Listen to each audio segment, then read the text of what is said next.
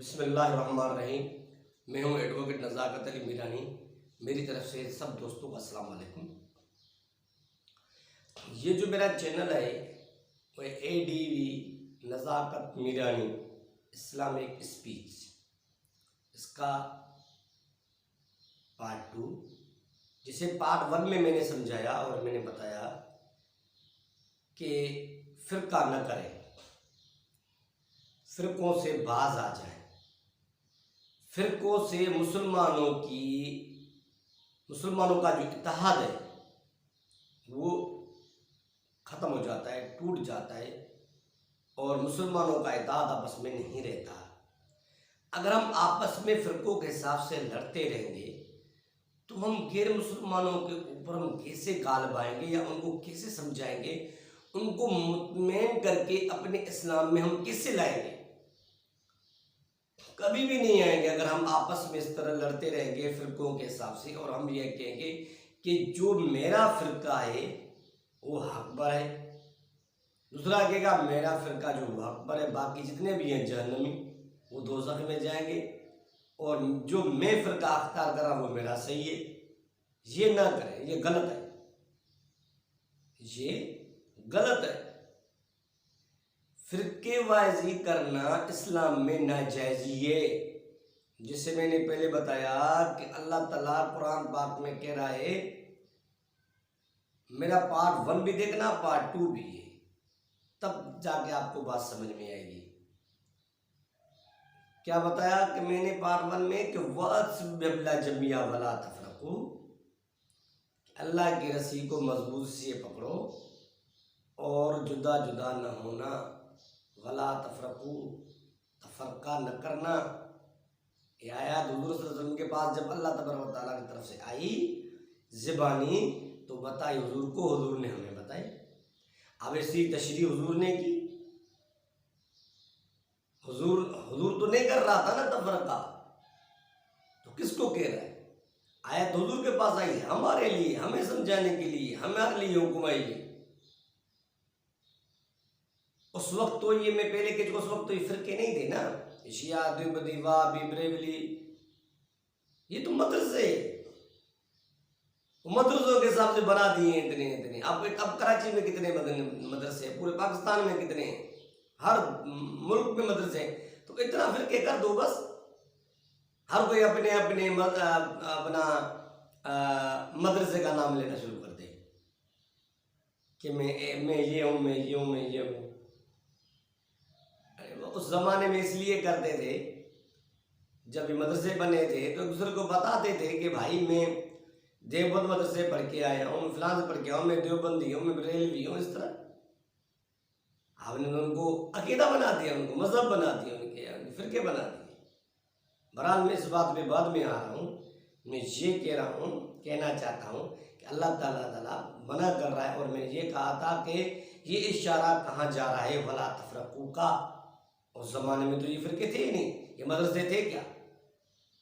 Karbala का वाक़या भी बाद में हुआ ना, बहुत गमगीन और बहुत ही दुखद, जिसकी कोई हद नहीं है। बहुत बड़ी कुर्बानी है करबला के वाक़े में, लेकिन वाक़या तो बाद में हुआ ना, तो ये वला तफरकू कहाँ जा रहा है, इसका इशारा कहाँ जा रहा है, मैं वाज़ेह समझाना चाहता हूँ। उस वक्त इस ज़माने में नहीं थे। इसका ये भी इशारा हो रहा है कि जो हुज़ूर सल्लल्लाहु अलैहि वसल्लम के साथ हो क़यामत तक, वो वला तफरकू, जुदा न होना एक दूसरे के साथ, यानी उस वक्त इलाके और जितने भी सहाबा थे आपस में मुत्तहद हों और जुदा न होना। ये आजकल ज़माने के फ़िरकों के ऊपर भी ये थोड़ा सा इशारा आ रहा है, लेकिन असल इशारा वहाँ है और ये इशारा वहाँ भी जा रहा है। जैसे मिसाल के तौर आजकल सऊदी अरब है, पाकिस्तान है, अफ़गानिस्तान है, ये इस्लामी मुल्क जितने भी हैं, यहाँ पर भी इशारा ये आ रहा है कि आपस में जुदा न हो, अलग अलग न हो, तफरका न करना, जुदा न होना। आजकल भी आ रहा है ये इशारा। आप ये क़यामत तक ये इशारा है, मुल्कों के ऊपर भी ये। आप ये समझ रहे हो सिर्फ फ़िरकों के लिए नहीं, सोचो इसमें ये क्या फ़िरका उस ज़माने में, उस वक्त क्या, उस ज़माने में हुज़ूर के ज़माने में क्या फ़िरके ये थे जो अब आप कह रहे हो और इस आयत के इनकारी हो रहे हो आप फिरका अपना बना के।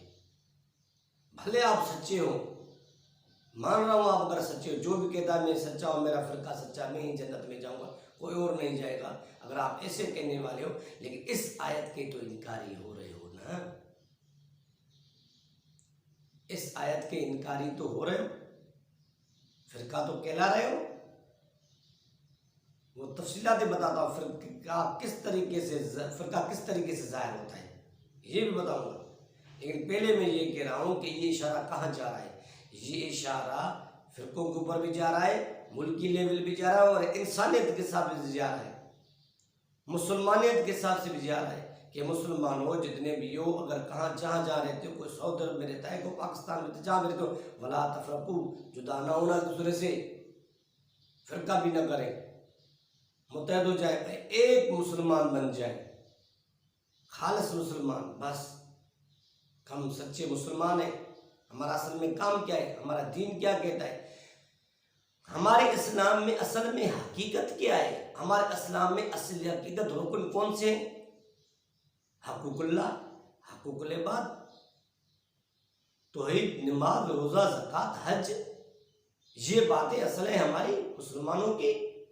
किस बातों में आपने डाल दी, अपने आप को डाल दिया आपने, किस उलझन में।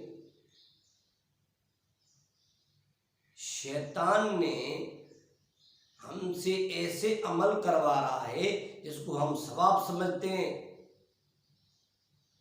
ऐसे गुनाह करवाता है जिसको हम सवाब समझते हैं, न करें ऐसे गुनाह। ये तो बाद में एक मौजू आएगा, उसमें मैं ये बयान करूंगा। बहरहाल मेरा कहना है कि ये इशारा जा रहा है वो इस तरफ जा रहा है कि आप आपस में जुदा न हो। ये मुल्की लेवलों को भी जा रहा है, शहरों के हिसाब से भी जा रहा है, और मुसलमानों के अवाम के हिसाब से भी इशारा आ रहा है, एक दूसरे से जुदा न हो, खुदा फिरका जो है वो ना करें। और ये मैं एक और बताना चाहता हूँ, फिरके जो हैं वो किस जरिए से कैसे जाहिर होते हैं, वो मैं अगले वीडियो में पार्ट 3 में आपको बताऊंगा। तब तक के लिए मुझे इजाज़त दें। अल्लाह हाफिज़।